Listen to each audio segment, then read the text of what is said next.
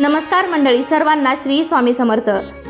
तर लवकरच मार्गशीर्ष महिन्याला सुरुवात होणार आहे आणि या मार्गशीर्ष महिन्यामध्ये आपण महालक्ष्मीचे व्रत करतो। तर हे महालक्ष्मीचे व्रत करत असताना आपण कलश सजवतो। तर हा कलश अगदी सोप्या पद्धतीने 2 ब्लाउज पीस वापरून कसा सजवायचा हे मी तुम्हाला आजच्या व्हिडिओमध्ये दाखवणार आहे। तर त्यासाठी व्हिडिओ शेवटपर्यंत नक्की पहा। चॅनेलवरती नवीन असाल तर चॅनेलला नक्की सबस्क्राइब करा। तर आपल्याकडे जे कोणतेही ब्लाउज पीस असतील तर 2 ब्लाउज पीसचा वापर करून आपण आज कलश सजवणार आहोत। तर ब्लाउज पीसच्या जेवढ्या छोट्या प्लेट्स पाडता येतील तेवढ्या छोट्या प्लेट्स पाडून घ्यायच्या आहेत। तर मी व्हिडिओमध्ये दाखवल्याप्रमाणे अगदी छोट्या प्लेट्स पाडून सेफ्टी पिनांनी पूर्ण ब्लाउज पीस आपल्याला 2-3 ठिकाणी सिक्युअर करून घ्यायचं आहे। तर दोन्ही ब्लाउज पीस जे असतील आपल्याकडे तर ते पूर्ण असेच या पद्धतीनेच सिक्युअर करून घ्यायचे आहेत। जेवढ्या जास्त प्लेट्स पडतील तेवढा कलश सुंदर दिसतो, त्यामुळे तुम्ही असं मी दाखवल्याप्रमाणे व्हिडिओमध्ये दोन्ही ब्लाउज पीस आहे ते पिनांच्या सहाय्याने सिक्युअर करून घ्यायचे आहेत। त्यानंतर आपण विधिवत कलश मांडणी करणार आहोत। तर त्याआधी कलश हा किंवा तांब्या रिकामा ठेवू नये, त्यामुळे मी त्याच्यामध्ये तांदूळ भरलेले आहेत। त्यानंतर वरच्या कलशामध्ये पाणी भरून त्यामध्ये हळदी, कुंकू, अक्षता, सुपारी, फूल हे सर्व टाकून घ्यायचं आहे। आणि मग कलश हलू नयेत यासाठी मी चिकट टेपचा वापर केलेला आहे आणि चिकट टेपच्या सहाय्याने पूर्ण सिक्युअर करून घेतलेला आहे। तर मी खाली कुंडी ठेवली आहे उंचीसाठी, तर तुम्ही त्या ठिकाणी डब्बाही वापरू शकता।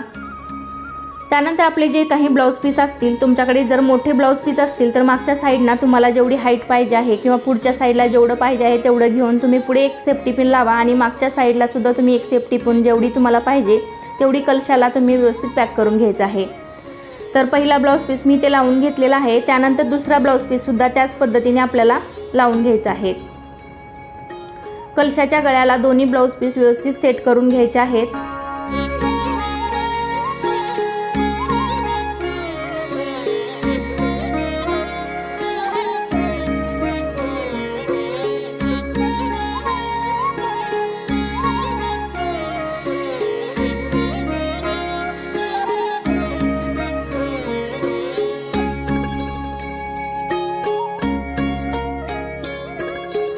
त्यानंतर आपण ब्लाउज पीसला ज्या काही सेफ्टी पिना लावलेल्या आहेत तर त्या सर्व काढून घेऊन व्यवस्थित दोन्ही ब्लाउज पीस अरेंज करून घ्यायचे आहेत, व्यवस्थित सेट करून घ्यायचे आहेत।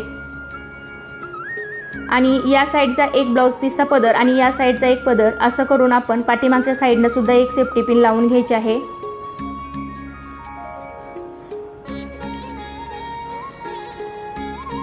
तर अशा पद्धतीने इथे तुम्ही अगदी कमी वेळामध्ये तुमचा कलश सजवू शकता। तर इथे बघा किती छान आणि सुंदर दिसत आहे। व्यवस्थित अरेंज केला की सुंदर दिसतो।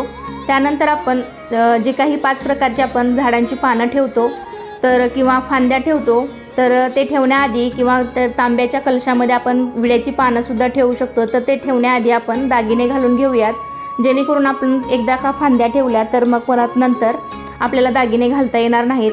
त्यामुळे अगोदर दागिने घालून घ्या आणि नंतर मग ज्या काही झाडांच्या फांद्या असतील तर मग त्या कलशामध्ये ठेवा आणि मग नारळाला जो आपण मुखवटा लावलेला आहे तर तो वरती ठेवून घ्यायचा आहे।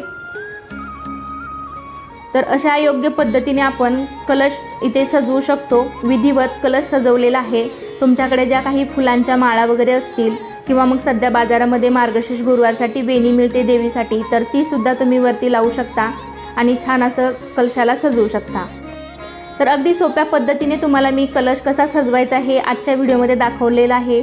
तर कसा वाटला तुम्हाला आजचा व्हिडिओ नक्कीच कमेंटद्वारे सांगा। व्हिडिओ आवडला असेल तर व्हिडिओला लाईक करा, तुमच्या फ्रेंड फॅमिलीमध्ये शेअर करायला विसरू नका आणि असे छान व्हिडिओ पाहण्यासाठी चॅनलला सुद्धा नक्की सबस्क्राईब करा।